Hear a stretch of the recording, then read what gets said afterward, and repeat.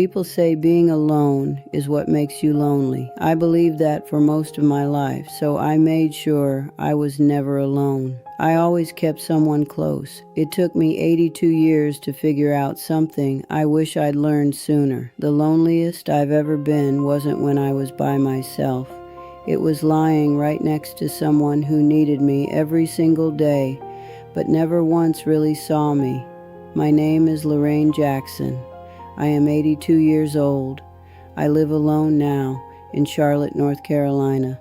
I was a nurse for 42 years, working emergency rooms and hospital wards, sitting right beside people as they took their last breath. I held thousands of hands, and I watched thousands of people go. 42 years, I tell you. That's a long time to spend holding other people together. I knew how to keep people alive, but I never learned how to protect myself. My generation was raised to believe that taking care of someone is what love looks like. That being needed is what gives your life meaning. I didn't realize how dangerous that belief was until I was 82 years old. One night, the man I thought I loved collapsed. I rushed to the hospital and sat beside him all night, holding his hand, waiting. He slowly opened his eyes, looked right at me, and called out a name. It wasn't mine. I'm going to tell you what happened that night. But first, you need to understand how I ended up in that chair. The mistake didn't start at the hospital. It started after my husband died, when I thought I could love again. And there's one more thing I need to tell you at the end. I thought about keeping it to myself. I almost did. But honey, you need to hear this. I was married to Harold for 41 years. He was a good man. Quiet, didn't say much, but he cared about me in ways that were real. He passed in 2013. They found the cancer in his lungs, and 7 months later he was gone. Those last 3 months I took care of him myself. I was a nurse. Of course I did. I thought that was my job. After he was gone, the first thing I felt wasn't grief. It was silence. Nobody was coughing. Nobody was asking for their medication. Nobody was calling my name. That first morning, I made 2 cups of coffee out of habit, then poured one down the sink. But here's the strange part. I was sad, yeah. But at the same time, something in the house felt different, almost peaceful. Nobody to take care of. Nobody needed me before the sun came up. First time in 41 years. That scared me. My husband just died and I felt relieved. What kind of person does that make me? Lord, I carried that guilt for months. Looking back now, I know it wasn't guilt. That was freedom. I just didn't know what it was yet, so I couldn't sit with the quiet. I thought I was lonely. Turns out I was free, but I didn't see it that way. A few months went by and the house started feeling heavier. I'd turn on the TV at night and the sound was on, but I couldn't hear a thing. When the phone rang, I didn't care who it was. I just wanted to hear a voice. Sunday mornings were the worst. Nothing to do meant too much time to think. That's when I met Curtis. It was at church. He had this warm smile, you know. And he didn't ask me for anything. He just listened. That's how it started. I thought that was the beginning of love. Curtis was different at first. At least that's how it felt. He asked me to get coffee after church, little place down the road. He didn't interrupt me. When I talked, he just nodded and listened. I could bring up Harold and he didn't get uncomfortable. I hadn't talked to anyone like that in a long time. Just having someone hear me was enough to make me feel like I could breathe again. So I let him in. I liked that he didn't seem to need me. He wasn't asking me for a thing, and honestly that was new for me. But it changed, slowly. Why don't we grab dinner? So I cooked.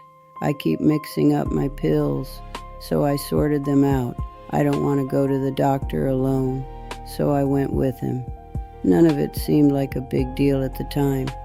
But one day, I looked around and realized I had become the person his whole day depended on. But here's the thing, and I need to be honest with you. I didn't mind it. Every time he reached for me, I told myself that meant he loved me. He needs me. That means I matter. Being needed felt good. Being the one somebody can't do without. That was the problem. I wasn't being loved. I was being useful. I spent 42 years as a nurse. Taking care of people was who I was. I did it for Harold. I did it at the hospital. And now I was doing the exact same thing for Curtis. But back then, I called it love. I didn't see it then, not even close. One evening, I got a call from my friend Denise Walker. Denise is 78. She lost her husband a few years before Harold passed. We go way back, worked at the same hospital when we were young. Denise met a man after her husband passed too. I figured she was just calling to chat, nothing unusual. But then she said something that stopped me cold. I thought I started dating again, but I didn't. I just went back to work, cooking, sorting his pills, going to his doctor's appointments, cleaning up his house. Every single thing she said sounded like my life. It was the same story, word for word. Then Denise said this: men our age don't look for a partner. They look for somebody who can keep things going for them. I hung up the phone and sat down in my kitchen chair. My mind went blank. All I could hear was the clock ticking. I don't even know how long I sat there. Lord, that's when it hit me. This wasn't just about Curtis. I didn't choose this. I'd just been doing it over and over without even knowing. I'd been doing this my whole life. For Harold, for my patients, and now for Curtis. Different people, but I was always doing the same thing. For days after that call with Denise, I couldn't get myself to do a thing. Curtis called. I didn't pick up. I couldn't explain why. I couldn't even explain it to myself. I just sat there and started thinking about everything, my whole life, all of it. At the hospital, I was a nurse. At home, I was a wife. Both places, same job, making sure somebody else's life didn't fall apart. And when Harold died and I met Curtis, I was right back in that same chair, cooking, sorting pills, going to his appointments. The man changed, but what I was doing never did, not once. And for the first time in my life, I saw it clearly. My whole life, I was always there for somebody. But I was never there for myself, not once. I spent all those years making sure everyone else was taken care of, and I never once stopped to ask what I needed. And listen, this isn't just me. You know how many women over 60 start seeing somebody again? We think we're finding love, but you know what actually happens? We end up cooking his meals, sorting his pills, cleaning up after him. You think you're starting something real, but before you know it, you're just the help. I'll tell you why that happens. Because we're lonely, because being alone scares us, because we think having somebody next to us will make it better. So we don't ask the hard question, does this man love me, or is he just using me? We don't ask. We can't, because we're afraid of the answer. And while all of that is going on, there's no time left to take care of yourself. What do I even enjoy? When's the last time I did something just for me? You don't even get a chance to think about it. You're too busy running somebody else's day. Curtis didn't hold on to me because he loved me. He held on because I made his life easy. And I stayed because I was too scared of being alone to walk away. It had been about 2 years since I met Curtis. By then, I was already wrapped up in his life. What he ate in the morning, what time he took his pills, when his next doctor's appointment was. I was the one running his whole day, my own day. Couldn't even tell you what that looked like. One night, the phone rang, 2 a.m. Curtis had collapsed. I didn't even button my coat, just got in the car and drove. When I got to the hospital and walked down that hallway, my legs could barely hold me up.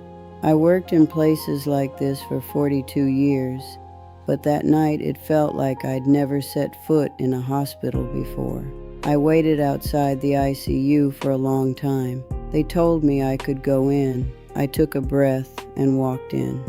Curtis was lying there with his eyes closed. His breathing was so shallow I had to lean in just to hear it. I pulled a chair up next to him and sat down. I took his hand. Lord, it was so cold it knocked the breath right out of me. I didn't say a word, just held on. I don't know how long. An hour, maybe 2. Then Curtis slowly opened his eyes. He looked right at me, like he knew I was there. And then, real slow, he said a name. It wasn't mine. It was his dead wife's name. Something inside me just shut off. The machines, the footsteps down the hall, everything gone. I couldn't let go of his hand. I knew I should, but my hand wouldn't move. I'd been holding people's hands for 42 years, and in that moment they just kept holding on. The person he saw wasn't me. I wasn't the woman he chose. I was just filling the empty space. When I walked out of that hospital, it was almost dawn. I got in my car and closed the door, but I couldn't move. Couldn't even start the car. I just sat there, hands on the wheel, staring at nothing. I couldn't cry. No tears came. I was just empty. It was a long time before I could even think about that night. At first, I was angry at Curtis. How do you look at my face and call me another woman's name? After everything I did for 2 years, I cooked for you, I sorted your pills, I ran your whole life. But after a while, I started seeing it for what it really was. This wasn't all on Curtis. He didn't know how to live alone, and I didn't know how to stop taking care of people. We were both broken, just broken in different ways. And if I'm being real, this wasn't even about the two of us. This was bigger than that. This is how we were all raised. You take care of things. You hold it together. You stay by somebody's side no matter what. We were taught that holding everybody else up is our job, that it's what makes us worth something, even if you lose yourself doing it. Nobody ever told us it was okay to stop, that taking care of yourself ain't selfish. Those last few months with Curtis, I was tired every single day, the kind of tired that sleep can't fix. That's when I finally understood. It wasn't my body that was worn out. It was my life. I just couldn't do it anymore. I left Curtis. Now I live alone. Nobody calls my name. Nobody needs me when I wake up. No pills to sort, no appointments to remember. At first, that scared me.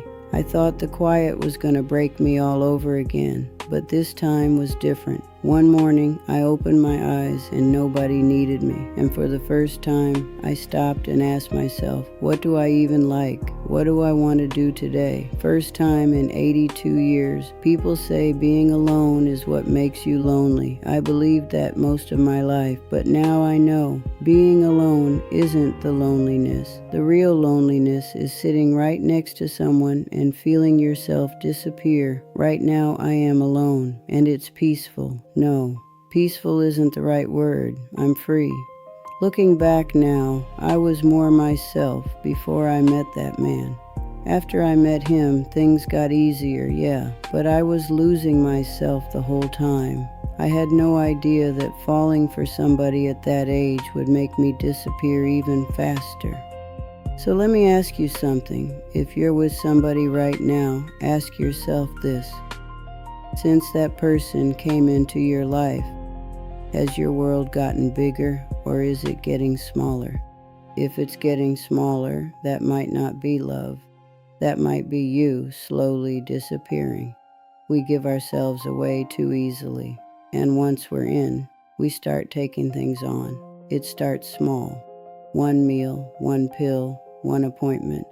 Then it adds up, and before you know it, that person's whole day is on you.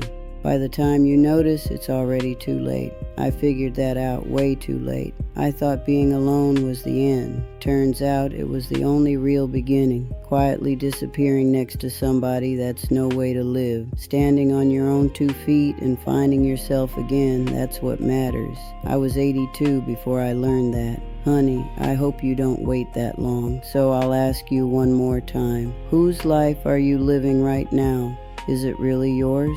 If any of this sounded familiar to you, leave me a few words. I want to hear your story, and I still have more to say. If you want to keep listening, just stay right here. I'm not done yet.